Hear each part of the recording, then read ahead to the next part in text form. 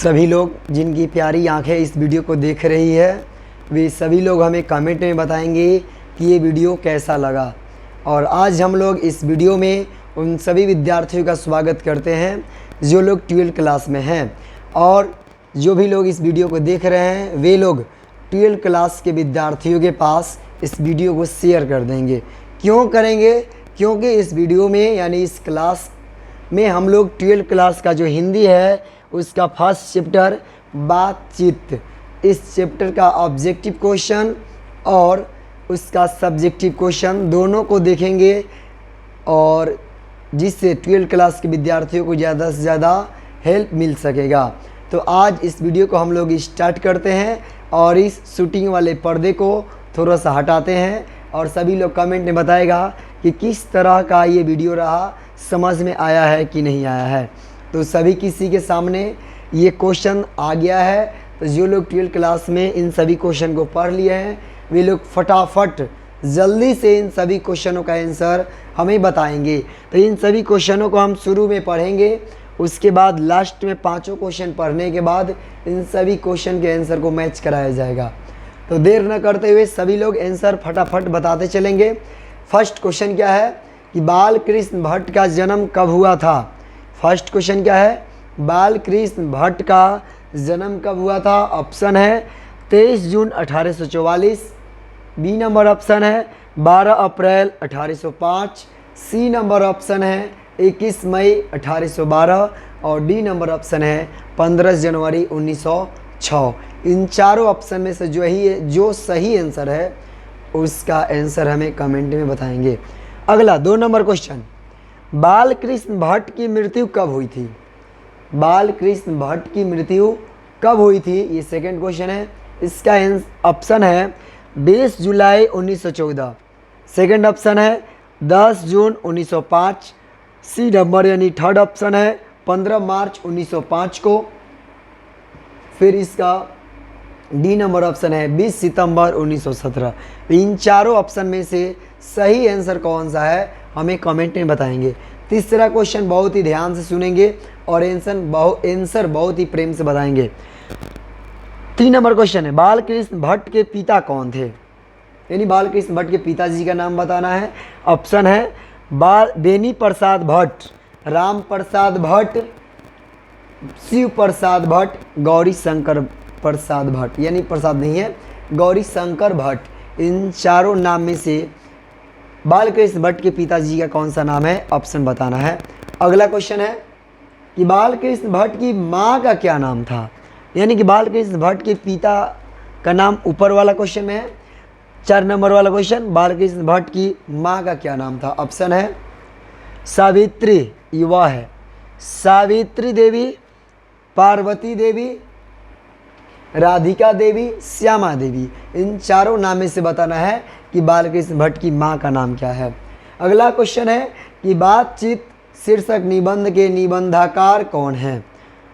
और इसके लिए ऑप्शन है जयप्रकाश नारायण, मोहन राकेश, नामवर सिंह, बालकृष्ण भट्ट। तो इन चारों यानी 5 क्वेश्चन में से जो लोग भी आंसर बता दिए हैं वे लोग अब अपने क्वेश्चन के आंसर को मैच करा लेंगे। तो फर्स्ट क्वेश्चन के आंसर को देखेंगे कि बाल कृष्ण भट्ट का जन्म कब हुआ था? तो सभी किसी को मालूम है, नहीं मालूम है तो मालूम चल जाएगा कि बाल कृष्ण भट्ट का जन्म 23 जून 1844 को हुआ था, जिनका भी आंसर ए नंबर है, सही आंसर है। सेकंड क्वेश्चन, बाल कृष्ण भट्ट की मृत्यु कब हुई थी? तो बाल कृष्ण भट्ट की मृत्यु 20 जुलाई 1914 को हुई थी। कब? बाल कृष्ण भट्ट की मृत्यु 20 जुलाई 1914 को हुआ था। जिनका भी आंसर आया होगा वे लोग मैच करा लेंगे। जिनका आंसर ए नंबर आया होगा उनका आंसर सही है। अगला क्वेश्चन है कि बाल कृष्ण भट्ट के पिता कौन थे? तो बाल कृष्ण भट्ट के पिता के नाम बेनी प्रसाद भट्ट, यानी कि उनके पिता बेनी प्रसाद भट्ट थे। जिनका भी आंसर बेनी प्रसाद भट्ट आया है उनका आंसर सही है। इसके बाद सुनेंगे कि बाल कृष्ण भट्ट की माँ का क्या नाम था? तो बाल कृष्ण भट्ट की माँ का नाम पार्वती देवी था। क्या था? पार्वती देवी। तो जिनका भी आंसर पार्वती देवी आया है सही आंसर है। अगला क्वेश्चन है बातचीत शीर्षक निबंध के निबंधकार कौन है? तो सिंपल सा है कि बालकृष्ण भट्ट के निबंधकार कौन है, यानी कि बालकृष्ण भट्ट हैं।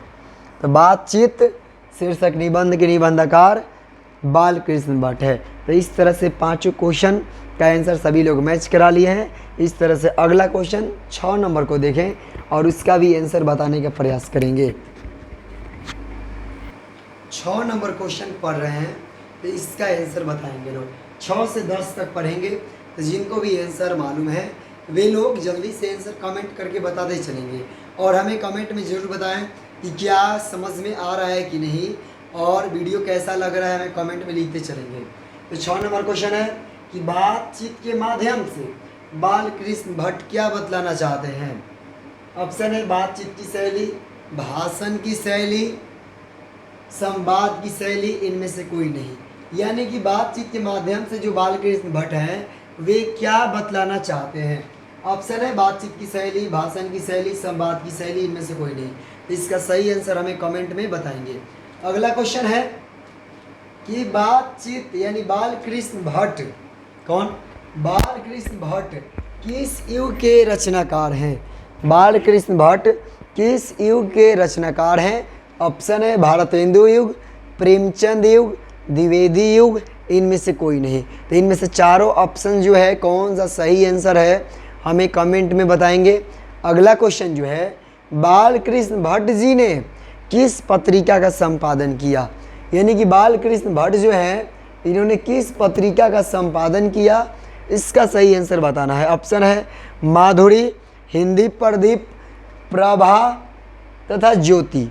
इन चारों ऑप्शन में से सही आंसर कौन सा होगा? यानी कि बालकृष्ण भट्ट जी ने किस पत्रिका का संपादन किया, सही आंसर हमें कमेंट में बताएंगे। अगला क्वेश्चन कि बालकृष्ण भट्ट जी ने किस शब्दकोश का संपादन किया? बालकृष्ण भट्ट जी ने किस शब्दकोश की रचना किया यानी संपादन किया? ऑप्शन है अंग्रेजी शब्दकोश, उर्दू शब्दकोश, संस्कृत शब्दकोश, हिंदी शब्दकोश। तो ये चारों शब्दकोश में से किसकी संपादन बालकृष्ण भट्ट जी ने की है, इसका सही आंसर हमें कमेंट में बताएंगे। अगला क्वेश्चन कि भट्ट जी यानी भट्ट जी हिंदी साहित्य के किस विधा के महान रचनाकार हैं? कौन सी विधा के महान रचनाकार हैं बालकृष्ण भट्ट, इसका आंसर हमें बताना है। ऑप्शन है आलोचना, कविता, नाटक, कहानी। तो जितने भी लोग इस पांचों क्वेश्चन का आंसर कमेंट बॉक्स में बता दिए हैं या फिर बताएंगे, वे लोग इसका सही आंसर सुनेंगे और हमें कमेंट में बताएंगे कि उनका कितना सही है। तो फर्स्ट क्वेश्चन था कि बातचीत के माध्यम से बालकृष्ण भट्ट क्या बतलाना चाहते हैं? तो बातचीत के माध्यम से बालकृष्ण भट्ट बातचीत करने की शैली जो है इसको बताते हैं। तो बातचीत की शैली जो है सही आंसर आ जाएगा। तो अगला क्वेश्चन सुनेंगे ध्यान से कि बालकृष्ण भट्ट किस युग के रचनाकार हैं? तो जिनका आंसर भारतेंदु युग आया है उनका आंसर सही है। तीसरा नंबर क्वेश्चन का आंसर मिला होगे कि बालकृष्ण भट्ट जी ने किस पत्रिका का संपादन किया? तो बालकृष्ण भट्ट जी ने हिंदी प्रदीप जो पत्रिका है इसका संपादन किया है। तो जिनका भी आंसर हिंदी प्रदीप आया है उनका आंसर सही है। अगला क्वेश्चन है बालकृष्ण भट्ट जी ने किस शब्दकोश का संपादन किया?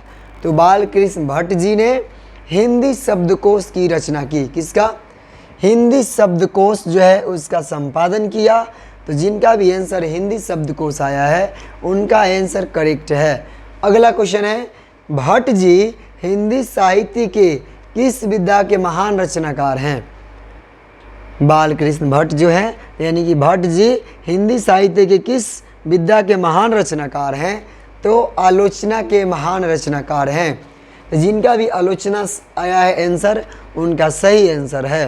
तो इस तरह से सभी लोग अपने क्वेश्चन के आंसर को मिलाते चलेंगे और इंतज़ार करेंगे अगला क्वेश्चन के लिए।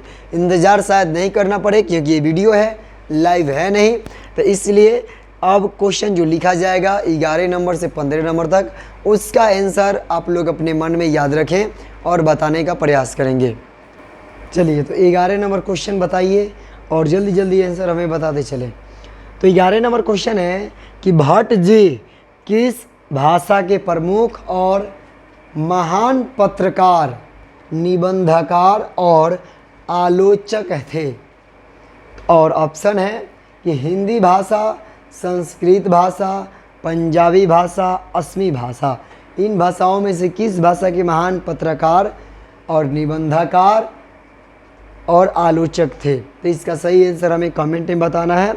अगला जो क्वेश्चन है कि भट्ट जी को आचार्य शुक्ल ने अंग्रेजी साहित्य से तुलना करते हुए किस श्रेणी में रखा है?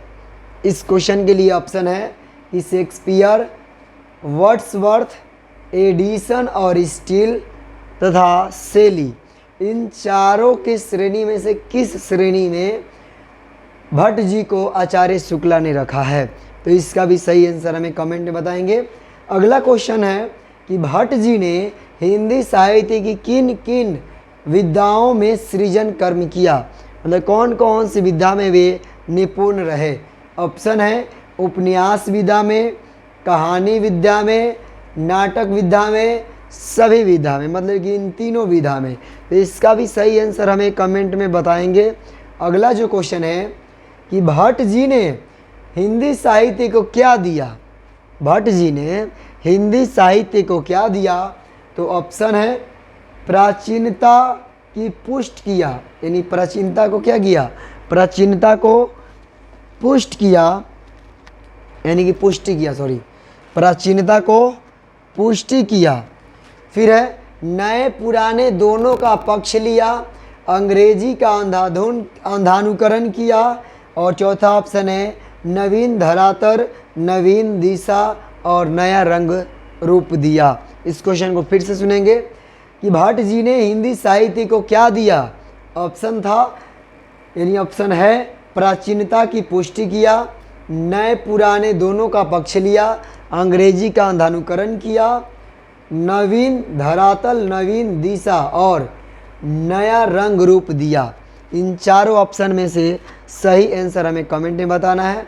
अगला जो क्वेश्चन है, अनेक प्रकार की शक्तियाँ जो वरदान की भांति ईश्वर ने मनुष्य को दी है, उनमें कौन एक शक्ति है? और ऑप्शन है खेल कूद की शक्ति, वाक शक्ति, लिखने की शक्ति और इनमें से कोई नहीं। तो हमें सही आंसर सभी लोग बता दिया होगा। तो सभी लोग अब इस क्वेश्चन का सही आंसर मैच कराएंगे और हमें बताएंगे कि किनका कितना आंसर सही है, कितना गलत है। तो फर्स्ट क्वेश्चन है कि भट्ट जी किस भाषा के प्रमुख और महान पत्रकार, निबंधकार और आलोचक थे? तो हिंदी भाषा के, जिनका भी आंसर आया होगा हिंदी भाषा, उनका आंसर सही होगा। तो अगला क्वेश्चन है कि भट्ट जी को आचार्य शुक्ल ने अंग्रेजी साहित्यकार से तुलना करते हुए किस श्रेणी में रखा है? तो उनको एडिसन और स्टील की श्रेणी में रखा गया है। तो जिनका भी आंसर एडिसन और स्टील आया है उनका आंसर करेक्ट है, सही है। अगला क्वेश्चन है भट्ट जी ने हिंदी साहित्य की किन किन विधाओं में सृजन कर्म किया?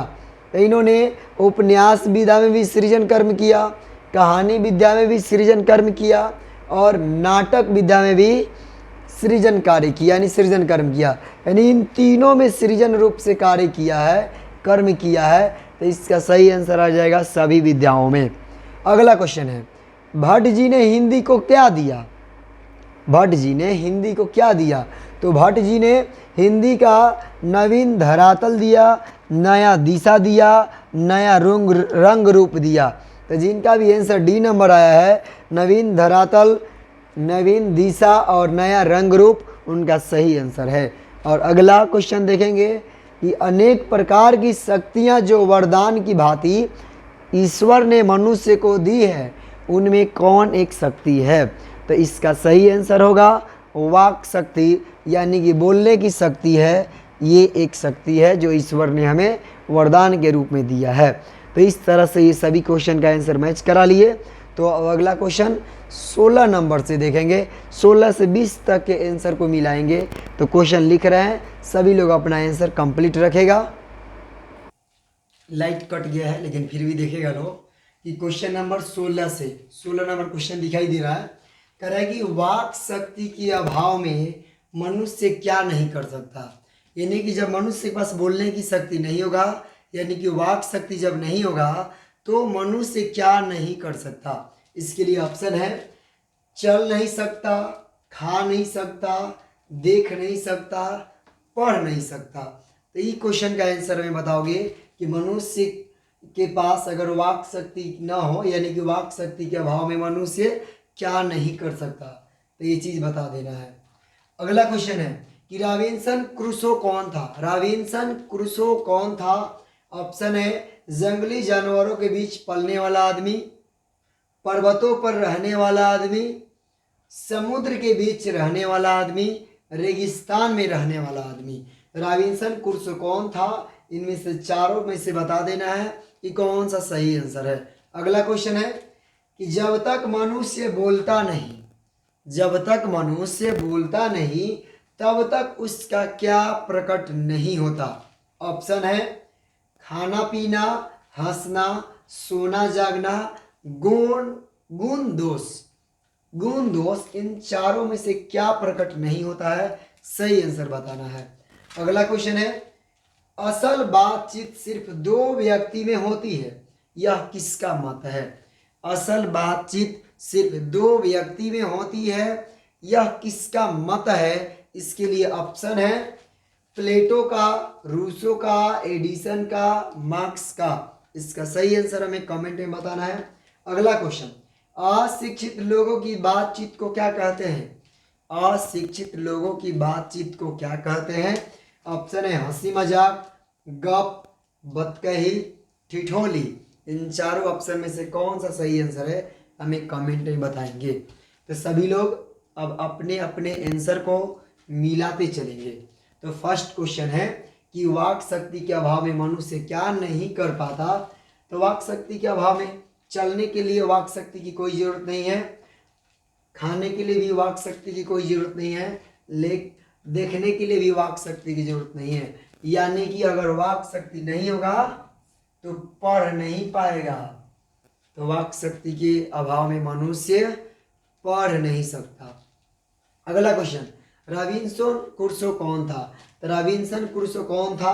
तो जंगली जानवरों के बीच रहने वाला पलने वाला आदमी था। तो जिनका भी आंसर ए नंबर आया है उनका आंसर सही है। अगला क्वेश्चन जब तक मनुष्य बोलता नहीं, जब तक मनुष्य बोलता नहीं तब तक उसका क्या प्रकट नहीं होता। जब तक मनुष्य बोलता नहीं तब तक उसका गुण दोष प्रकट नहीं होता। तो जिनका भी आंसर गुण दोष आया है उनका सही आंसर है। अगला क्वेश्चन है असल बातचीत सिर्फ दो व्यक्ति में होती है, यह किसका मत है। तो ये जो है मत एडिसन का है। तो जिनका भी आंसर एडिसन आया है उनका आंसर सही है। अगला और लास्ट क्वेश्चन को देखेंगे कि अशिक्षित लोगों की बातचीत को क्या कहते हैं। अशिक्षित लोगों की बातचीत को क्या कहते हैं। तो अशिक्षित लोगों की बातचीत को बतकही कहते हैं।